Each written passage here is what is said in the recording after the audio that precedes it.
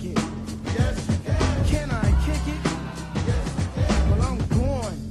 Go on, then. Can I kick it? Welcome everybody to another episode of the Kick and Make Up Show. I'm your host, the American Hybrid. With me as always, Jeremy JD Dorsey. AKA Big Red today. Bam. Man, I'm looking kind of It's good, man. different Red. today. I like the red. I have orange. I wish this was red in here. I mean, it's I fire, know. and they picked Yeah. orange, so whatever, man. That's all right. We got some good colors going on. kind of contrasting with the brown face, black hat, red. You know, It's all right, man. It's We all like right. it. I like it, man. We're back again. It's been Yes. a little bit of time, man. Yes. We did the documentary, the Til Bellator. Lots of success with that. So this is actually episode 13, Yes. if you can believe that. It feels like episode like 30, 38. 94, episode Yeah. 94, unofficially, but officially, episode 13. It's Friday, November 8th, 2013. Man, lots to talk about today. So much going on in MMA last week, tons coming up in the weeks ahead. Man, everybody's really closing out the year in a big way. in a big note, strongly closing out the year in every organization, and we're going to try to hit them all before the year's end. Maybe not today, but before we do that, let's get into the particulars and get those out of the way. This is the Kick and Make Up Show. If you would like to see any of our other shows that we've done, or any of the Bellator documentaries, pictures, whatever we've done so far, go to www.kickandmakeup.com, and it's all there for you to see. Also, if you want to email us, kickandmakeup@gmail.com, and then let us know what you think of the show, who you want to see on, what you think about the formats and anything we do. Also, we have our Facebook page where we have a lot of people that have joined lately. I know you want to get into that a little bit. Definitely. Maybe talk about like how that's been going with the Facebook page. Yeah, it's been going good. We usually stay when I post things to Twitter. A lot of times, if I'm asking questions or something, I'll also post things there. So we get a lot of feedback and a lot of people asking to join there too. So there's no reason that you can't, be a part of what we do there. And if you watching the show, you might as well interact with us in that way as well too. So it's right there for you. All you got to do is go in your search bar and type in Kick and Make Up, and we'll pop up requests to be added to the group, and we let you right in, and you can jump in and be involved. And if your comment is interesting enough, we'll probably mention it on the show too. So. Or controversial enough. Yeah, I like controversial. Yeah. Because what we do is we put some of the polls up, who's gonna win this fight before the event, and we see, and people vote, and I like to see when there's 5 people for one fighter and one person for the other. Let us know why you picked him. Make your vote and then comment below of why you think he's gonna win. It's definitely something we can talk about on the show. And there's been a lot of upsets lately, so that one person might feel a little goofy with everybody else's votes are on top and you're the solo guy, but Right. that's been pretty good so far this year. Yeah. So yeah, definitely get on there. We'll be looking forward to seeing you guys on the Facebook page, and also if you're a Twitter head, at Kick and Makeup is the show's and Jeremy's, and at Hybrid MMA is mine. So definitely get us on there and let us know. I like that part too. To doing Twitter, it's a little bit less professional. Yeah. It's more carefree. We can kind of say some things we couldn't say maybe on Facebook or Right. on the show even Right. sometimes. So And then too, like yeah. the Twitter is like just purely people who like the show. So it's not like family and friends more likely than not. So, it's just sort of us unfiltered stream of consciousness type stuff. And, like I was talking about how I went to go see Thor on there last night. Get MMA content. I'm pretty and sure just he did random some thoughts, kicks too. or punches in the Yeah, movie that of was course. MMA worthy. Of course. So yeah, definitely. So good. Got those particulars out of the way. We can roll right into the part of the show now. We'll do the intro too first. And like I said, I don't know why I just told you we're going to do the intro. That's my notes. But this is the intro, whatever. So we're going to talk about the Til Bellator series just a little bit more. We haven't, worn everybody out, milked it as much as we could, like you said. I just wanted to thank you guys, seriously, for all the support we got from all the way from the top to Rod Montoya to, everybody underneath that, everywhere we went to shoot, from going to Bellator to the U.S. Cellular Center, even the last scene at the Botanical Center, at the not the Botanical Center, but wherever that is in the Vanderveer Yeah, I think it is garden. Botanical garden or whatever. They let us shoot the scenes in there and wander around. To everybody that watched every episode from the teaser to the 1, 2, 3, 4, I counted and we had 3,300 views combined for all the episodes. That was way more than I thought we were gonna get. I was happy with if we got 1,000 views, max. I was gonna be pretty satisfied. So 3,300 is so much more than I thought, and I just want to thank you guys. Really to that support of that, and it was really fun doing. This guy over here, man, did more work than I thought you even knew how to do, man. So that was awesome. All the editing and video stuff, and I think obviously 3,300 people took some time to watch it. Right, and that's what it's all about. It makes it worth it if you putting in hour after hour doing things, and don't downplay yourself. So don't act like you weren't doing anything. But it's just it's an investment, and to see that investment come back in a way that was bigger than what we could have ever expected, was awesome. And this was just our first attempt. So there are going to be more documentaries coming as time goes along. So. Thank you to everybody who decided to check it out, and especially the people at Bellator for being so awesome with allowing us to do certain things for that third episode that we really needed to do, like being on the victory lane and walking in the back. That was crazy. Like that's just stuff that nobody else really gets access to do. So just thank you so much to everybody at Bellator for allowing us to do that. Yeah, and if you haven't seen any of them, we've got it up everywhere, from the Facebook page to our own personal pages, to www.kickandmakeup.com. We've got them all there. You can go to YouTube and just type in for Til Bellator, and all of them 1, 2, 3, 4 come up. You can go to Ustream and click in Kick and Makeup and watch it there.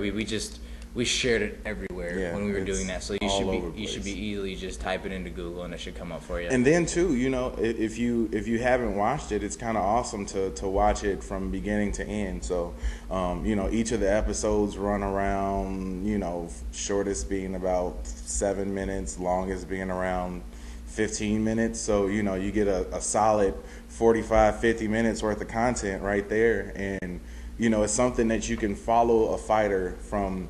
When they first begin to plan for a fight, all the way through the fight to after the fight. So, and you get to see their entire life during that 4 or 5 week span. So it's something that I haven't really seen done a whole lot in MMA, and especially not on a level that was as personal as ours was, where you get to meet the family, you get to see the inner workings of how Rod thought about different things too. So it's. Right. Not to toot our own horn, but toot. My voice, that was disgusting. That was like a horn, the car's last day horn. Maybe I'll clear my throat next time before I do the horn beeping. Wow, there it is. Anyway, so yes, thank you everybody, and now on to the show. If you guys have seen the show before, you know how we do this. If you haven't, here's what's up. We do it in 3 segments: the high kick, the low kick, and that's some bull kick. And actually, we've got a special 4th segment today that we're gonna kind of sneak in there that we do every now and then. So, really excited to do the high kick today. So let's do this first segment, the high kick. The high kick this week from us is going to Michael Chandler and Eddie Alvarez for delivering again in their rematch from last weekend's Bellator 106, which was, hopefully you guys obviously saw, free on Spike. You didn't have to pay the $40 or whatever they were going to charge. Originally, it was going to be Bellator's first pay-per-view. Tito Ortiz was out, or got injured, obviously, neck injury, so that moved it to Spike for free, and then moved Chandler and Alvarez to be the main event, which they should have been anyway. And once again, from their first fight that I pretty much got fight of the year 2 years ago, that this one was going to be one of the same type of fights, back and forth, and it was awesome. Eddie Alvarez ended up winning the fight in decision over Michael Chandler, and a little bit of controversy there. Even with us, we are now thinking of a segment that we'd like to do soon, where we argue anyway about a lot of stuff on the show and disagree. So we want to do an official segment where we just are on opposite ends of the spectrum. But we are on this one too, and I don't know if what you guys felt about it, but I thought Alvarez won that fight. He did officially win it, but I didn't think there was a lot of controversy with that, with Alvarez beating Chandler. What do you think, man? I thought it was one of those situations where you had a fighter in Chandler who pretty much controlled the fight to his pace. I think he took a lot of damage, and that damage showed a whole lot. And, you know, and I mean, Alvarez looked bad at the end of the fight too, but not nearly as bad as Chandler looked. And I think it was one of those things where as you see these guys in the rounds progressing, you're seeing the damage, and you honestly think that, you know, Alvarez was really dominating the fight, but I don't think he was. I thought that Chandler, especially, you know, the fourth and fifth rounds, really took control and really was able to sort of grind Alvarez down to a pulp. And, you know, he had a few nice takedowns. Yeah, he took a few shots too, but, you know, I thought that he controlled and dominated those last 2 rounds. And I really didn't think that Alvarez won the first 3, so Right. you know you have to sort of Right. give it to Chandler. And then, you know, I'm not one of those people who necessarily thinks that you have to destroy the champion in order to take the belt, but I think that it should have been a little bit more convincing in that situation. But I mean, you know, kudos to those guys for, you know, leaving everything, you know, in the cage at the end of that fight. And, you know, I follow both of them on Twitter, and, you know, just seeing the pictures and stuff afterwards, you're like, holy crap, man! Like this was a battle, this was a war, and it was awesome to see that. And it just happens so many times with this sport. That's why I love it. You know, it's every event you have that opportunity to have one of these, you know, fight of the year candidates, and, you know, this was definitely one of them. It's, you know, right towards the top of all the fights that we've seen this year. Yeah, I like that Alvarez won too, because I hate the saying you have to beat the champ to beat the champ, and which means you have to finish the champ basically to beat him. I hate that, because I don't agree with that. And so when there's a good fight and it goes to decision and the champion does not win, I like that. And but it has to be deserved. Right. I liked when Ben Henderson beat Frankie Edgar, and that was in decision. That was it's always controversial, because you're like, well, he didn't finish him. But I do think that Alvarez, the stand-up, Chandler's gotten awesome. And you have to remember, Chandler was a wrestler coming in. His stand-up was not great at the beginning. So he's come leaps and bounds with the stand-up. I just thought Alvarez's was a lot crisper. His footwork was better. He just looked stronger, I thought, in more precise punches overall. And that's why his damage showed throughout the fight, as opposed to towards the end when Alvarez, it was just a constant battering throughout. And also, for me, takedowns, we saw this at Cage Aggression with the controversial Shane Stewart, Josh Neal. Right. Huge takedowns, but not a ton of damage done in the takedowns. Active on the ground, but not decisive ending shots. And that's what, you know, Chandler took him down a ton of times. But for me, takedowns don't really score that much for me. For me, if I were judging, that's why I'm happy that I don't have to judge, because I'm not going to give a ton for just the takedown. But then again, he did work. But also, I just thought that Alvarez overall did enough to win the belt back. But I mean, it was split. I mean, you heard the crowd. I mean, you saw the reaction. So obviously, I'm on the side of that thinks he did, but there's a half of the other people that didn't. So you've got to have, you know, a third fight. That's what I was gonna say. I mean, that's the one benefit that we get out of this for sure, is that we're gonna get a third fight. Yeah, you're gonna get a third one. I know they've been talking too about if that's gonna be, you know, if that would be the pay-per-view worthy fight. I think it would be at $24.95 this summer maybe, or something like that. I think their thing was, this was the best thing that happened to them without having, you know, nobody wanted to see Tito and Rampage main event. I mean, we all wanted to see it, but nobody wanted to pay for it. Not pay $50 for it. Pay, you know, $19.95, $24.95, $29.99 max for that. So I think if they headline, you know, Chandler Alvarez 3, the rubber match for the title again, you got some people paying a couple bucks for that. And then too, the Bellator name and brand is building, and, you know, you could see that as evidenced by the amount of viewers that they had on Spike, because I think I read it was 1.1 million, which is a really solid number for you know, a night of free fights, Right. and you can't beat that. So I definitely think that they're eventually gonna get their pay-per-view. I would love for them to somehow get one more like really, really, really solid fight, and I don't know exactly who that would be at this point, but I think if they plan it to, to do it sometime, I would say late spring, early summer, that would be a great time to do it, and it gives you a few months to sort of figure out who that co-main event could be. So, and then like I said, it wouldn't be bad to see Ortiz, fight, but as headlining and being the top bill, I don't really like that, and I think that they're him and Rampage are sort of past their primes, and it'd be good to have on there, third from top. That's what I thought. Like that'd be awesome, Yep. and it'd be a reason to buy and watch. But if you have Chandler Alvarez 3 and one more fight, like that's a great pay-per-view, and I would have no problem plopping down $30 for that. Right, exactly.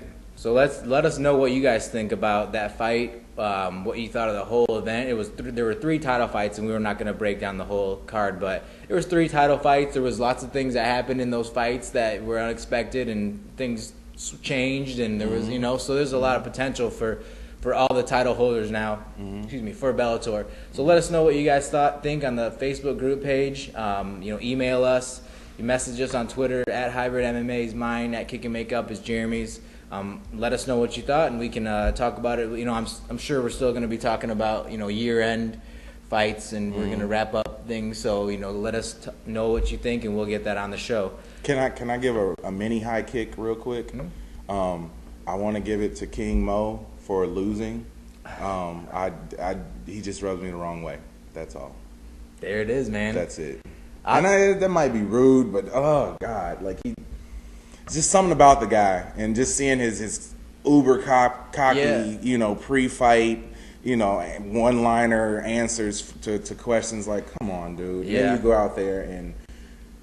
I like King Mo. I'm also kind of partial to Emmanuel Newton though, because I know him and we worked together in the IFL. Well, he was an IFL fighter, and so we hung out a little bit. And so whenever that happens, when you see these guys now, it's 4 or 5, almost 6 years ago now. So when you see them still prevalent in title fights, you're like, damn, I saw him kind of come up from the IFL and grind it out, and he's still around. So I was on a personal level, I was excited to see him beat King Mo. But I do think King Mo and Rampage is an awesome fight. They're very similar. They're very similar. They're very mouthy. They fight very, very alike. So I think that would have been just for the promos only. Yeah. Come on. So we're set. There you go, right there. I mean, that's so much better than Ortiz and Rampage. But that'd be awesome. I mean that like I said, Mr. Rebney. King Mo, you've already got a thought of it already, and you've got the Executioner fighting Rampage coming up. Not professional, because Rod's too. The Bellator Executioner and Joey Beltran. Rod's the Bellator Executioner too. Yeah, damn. Jeez, I don't know. There's 2 Executioners out there. There's the Quad City one, and then there's the Joey Beltran one, which I love him too. We should have Executioner versus Executioner. Right, that could happen, man. And then one's got to retire the name. Sounds like wrestling. Yeah. 2 go in with one name, 1 leaves with it. A stipulation fight. Right. I love those. So anyway, it could happen. This King Mo Rampage, there's your co-main event right there. I'm down for Chandler that. Alvarez. I'm down for that. Right. So look at us, man. Nice, beautiful. Yeah. That's how we're gonna end the high kick, man. Just calling that. There you go. So write it down that we set that up originally November 8th. Yeah. Right. Like I'm really like, that's awesome. Yeah. I would really like to see that. I'm excited to see that. Just for the promos only.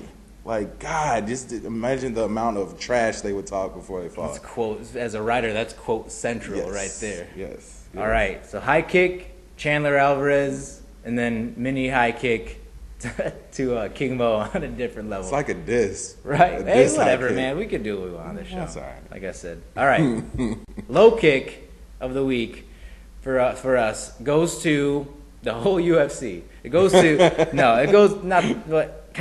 goes to the UFC for not capitalizing on Alexander Gustafsson and having him face Jimi Manuwa in March 8th in London. Now, I know this is a little premature, but this just came out last week.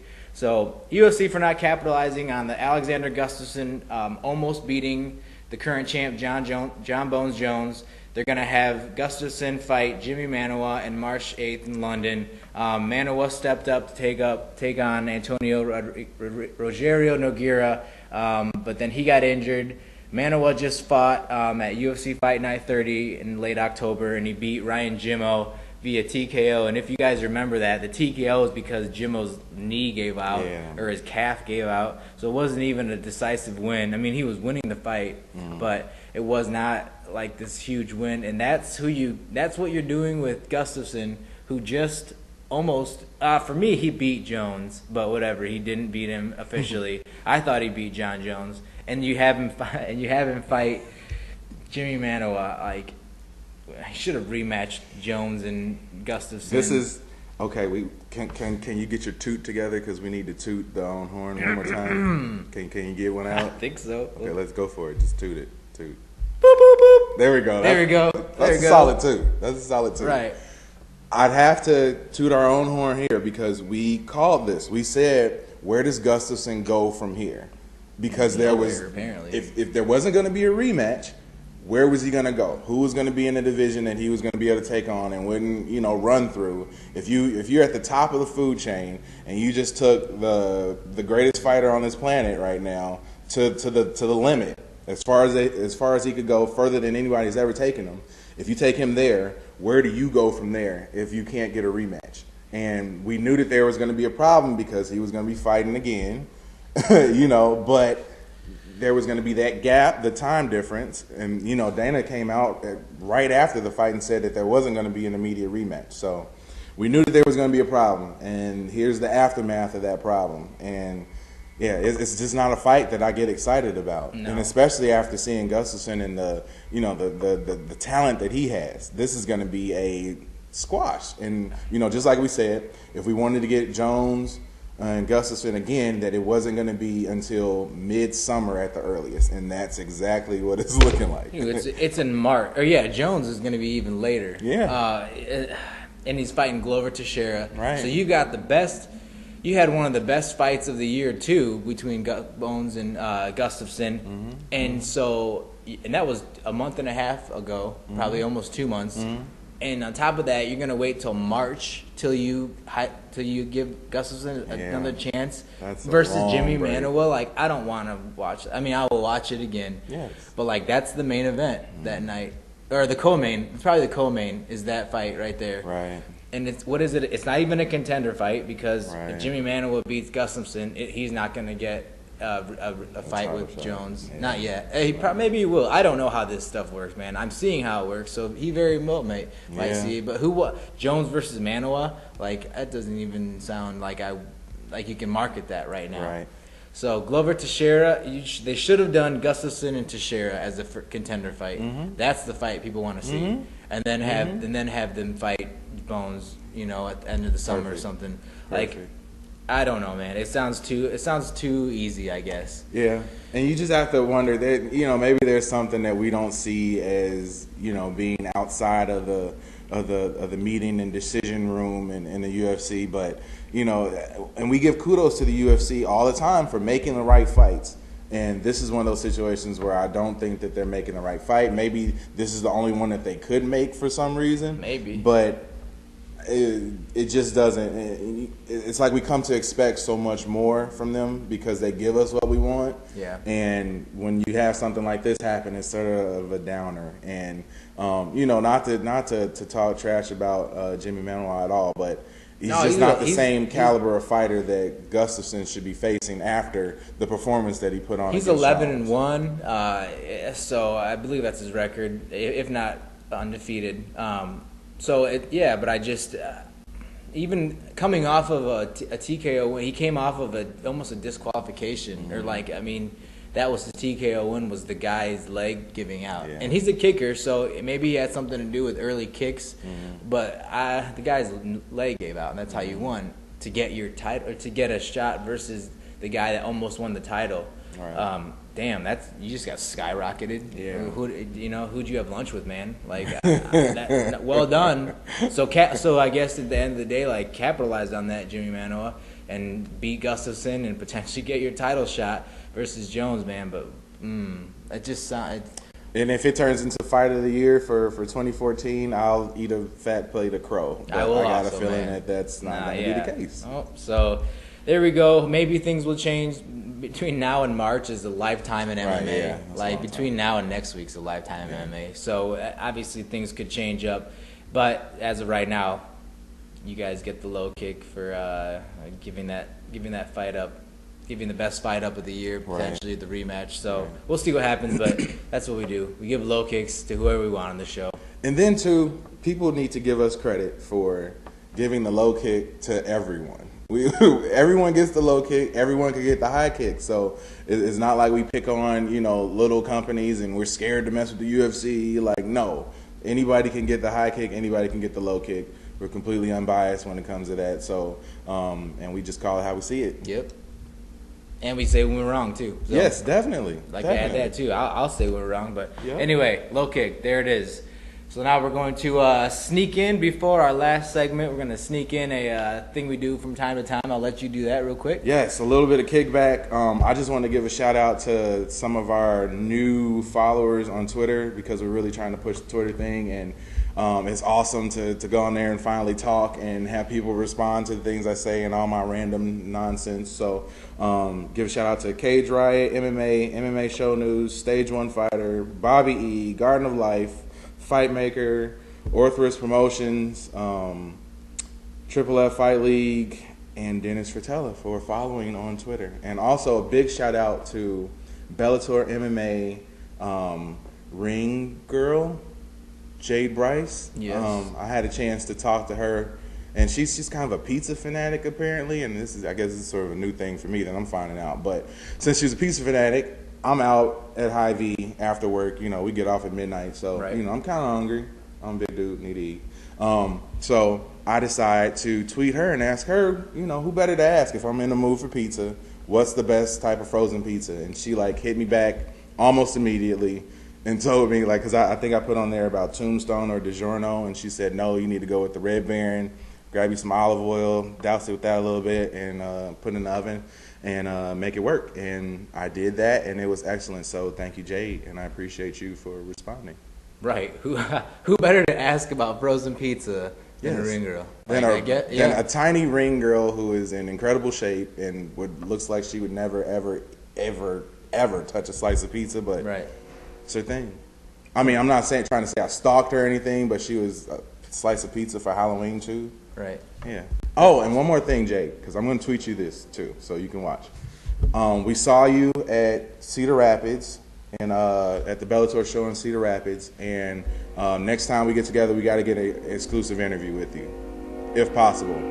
Yeah, I can bring pizza. It's cool. Yeah, we like to give everybody love from definitely. all over the place, from owners to fighters to ring girls to stagehands. We do our filmmaking thing now too. Yes. So if you got anybody that wants to get a little bit of time on the Kick and Make Up show, you know where we're at. We've got our signs at the shows. You see us.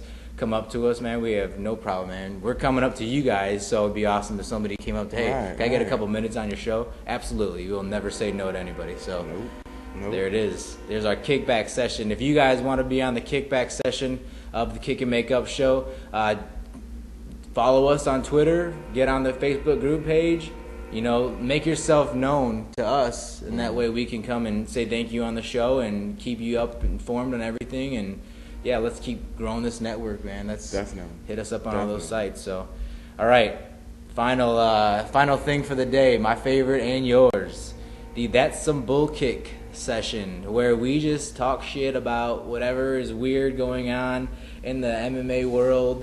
We just let it all out, get on our invisible soapbox, stand there and just rant for a little bit. It's a good one this week too. Yeah. Oh my God. This is perfect for BullKick. This is, come on, man. That's Some BullKick goes to the stagehands at UFC. We are not bashing, but you guys, sorry, this week. The stagehands or prop department or whoever sets up the UFC commercials for hanging the lights too low for the UFC 167 promos with Johny Hendricks and George St. Pierre coming up.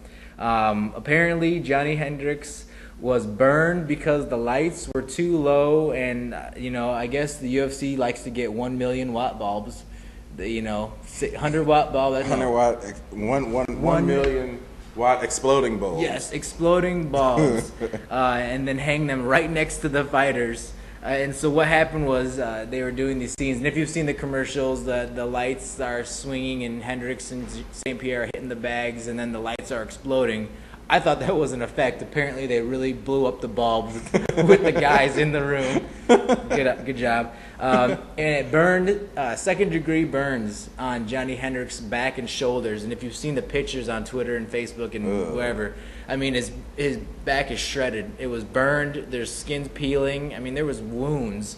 And so that's, that sucks. As a lighter person of the world, I understand skin burns and second-degree sunburns very bad, and so they take time to heal. I've had to put ointment on, and then the skin like chars off, and it bubbles up, and I mean they suck. They hurt bad. I couldn't even imagine going to wrestling or MMA practice and in any of the healing process during that time. You go too early and you rub, it reopens it. You have to completely wait to go to get smacked, and that's mat rubbing around. You get mat burn anyway. So I just thought that was some bull kick, fucking ridiculous. Yeah. Sorry, there it is.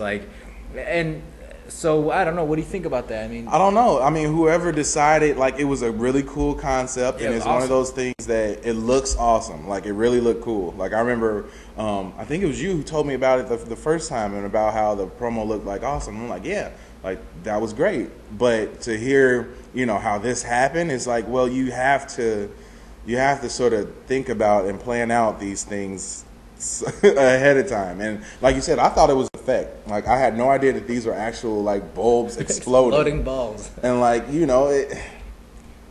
guess it's one of those things where it's cool on the design table. Yeah. And it also looked cool, but it was in no way worth the risk. And like you were saying about the ring burn, you just know that when he gets thrown on his back, which will happen, yes, because it's a GSP Johny Hendricks fight. His back is gonna be bleeding. I don't see any way that could have healed enough to, second-degree burns could heal enough that it's not gonna cause any sort of issue or problem, during this fight. And he might just piss him off and be like, you know what, I'm just gonna go knock out George St. Pierre in the first 5 second round. in. Done. Just rush him and blast him. And that could happen anyway. That'd be hilarious if that happened. Just pissed him off so much. Because it's a Hendricks, a GSP fight, that's his thing. He takes you on the ground, he puts you on your back, and he grinds out a boring-ass 25-minute win. Yep. So that's his thing. Hendricks is a wrestler. He's not afraid to go on the ground. He doesn't want to be on his back.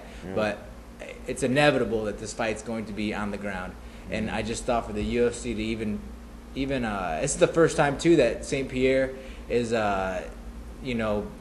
picked to lose from a few more people than the normal. Right. And so obviously I'm not a conspiracy theorist of this was something set up. I think it was a stupid way things happened. Yeah. But God, man, you got to look at all the things going to your year-end fight, biggest fight of the year, ending or for the UFC. This is their big year-end fight. Yeah. And then you kind of throw in a mini wrench and have this happen. It's God, you got to figure that out. And it's just such a risk, and you hate to see things like this happen when you have those mega fights and you have those fights that everyone is anticipating. You don't want to have anything that could cloud or possibly change what the outcome of that fight could have been. You want to see these guys come in tip-top shape and see the best performance they could possibly give with no excuses and, nothing that could be there to make you say, I wonder if this played a part in it, when it had nothing to do with the actual fight. So, you just hate to see that, and it's some bullkick that it even happened. You want to get a prediction for the GSP Hendricks? No, let's do it next week. Yes, let's do it next week. All right. Let's do it next week. We'll do that next week. Sometimes you got to have a little restraint. We got to hold it back. Oh, I almost did it. I almost just blurted out my prediction. But, we'll make you wait. I'm so excited. I'm just excited to do this show again today, man. I'm beyond the show and beyond all that. This fight, and, we talked about it months ago when it first dropped, even before it dropped, when Hendricks got his last win. We said that the GSP fight needed to happen, and we're finally gonna get it.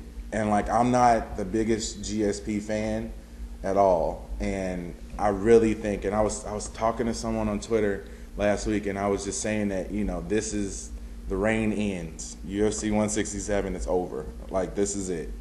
And if he somehow gets this win, man, I'm just not gonna ever not pick him in a fight. Yeah. If he gets this win, if he's able to do this, I'm never gonna pick against him again. Right. A little preview But for next yeah, a week. little preview. Let's See, preview. I said that I wasn't I gonna know. talk about it, and then I went and talked I about it. know. I'm just gonna save mine too, but right there with you, So that's our low kick. That's our that's our bull kick of the week and our mini predictions. So we'll be back next week, definitely talking about the whole card. Card's ridiculous. It's one of my favorite cards on paper right now. Just seeing it, I can't be more excited for a fight. There's so many people on there that we will wait though. We'll wait till next week. Yeah. I'm ready to talk about it. In closing today, it is Friday the 8th, so tomorrow there's UFC Fight Night 32. This is a big week of fights. We didn't even touch the Fight the Troops was this week too. The Ultimate Fighters into the semifinals, and now we've got some matchups for the end of the show coming up. So lots that were going on. Like I said, we really didn't even touch on that, but that's something we can maybe do on our Facebook group page and talk about Fight for the Troops. Great card, a lot of good fights too. But like I said, tomorrow, Til Bellator and Dan Henderson fight in the main event, Fight Night 32. Not really too excited about that fight. I'm not a huge Henderson fan, just overall. I was before. I'm no relevance for me anymore. Til Bellator, I'm sick of him getting away with his TRT use. I'm surprised, you know, I'm done. Like, I'm sure I didn't even check, but is this in Brazil probably? Like, I'm not sure, but Bellator gets to fight in Brazil all the time, and Brazilian, I don't know, whatever you call it, commission just allows him to take his TRT, and he always gets away. I hate it. I hate that he keeps getting away with being on TRT and saying that, whatever. Like, so not really excited about them. Yeah, look how excited Woo! Fight Night 32. Yeah, Saturday night. Like, but I am actually very excited to see Brandon Thatch fight, and I know that's very random to say, but he's one of those guys that has kind of quietly made like a 10-1. You know, he's 10-1 right now. I think he's probably like 3-0 in the UFC or 2-1 or something. So he's one of those guys that he reminds me of like a George Roop. He's long, he's lean, and he's just extremely violent when he fights. Muay Thai background. I love watching Brandon Thatch fight. He fights Paulo Thiago on the card, so that's one that I'm excited to see. He's coming off of a KO knockout win over Justin Edwards in August, so I think Brandon Thatch is going to be one of those guys that we need to keep our eye on in 2014. He's an up-and-comer. Yeah, so I'm really excited for his fight. The rest of the card, it's okay. So I could whatever. I'll obviously we'll watch it and see what happens. Could be surprised by a few fights. Of course, and it's a night of fights. Like, you can't beat that. Yep. So that about does it, man. Next week, previewing UFC 167, Hendricks and Pierre. Lots of other fighters on there and giving our predictions. That should take up the whole show. So Yeah. Thank you guys for watching the Kick and Make Up show. I'm the American Hybrid Nick Cunningham. Jeremy J.D. Dorsey on my left, your right. Remember, don't solve it in the streets. Take it to the cage and kick and make up.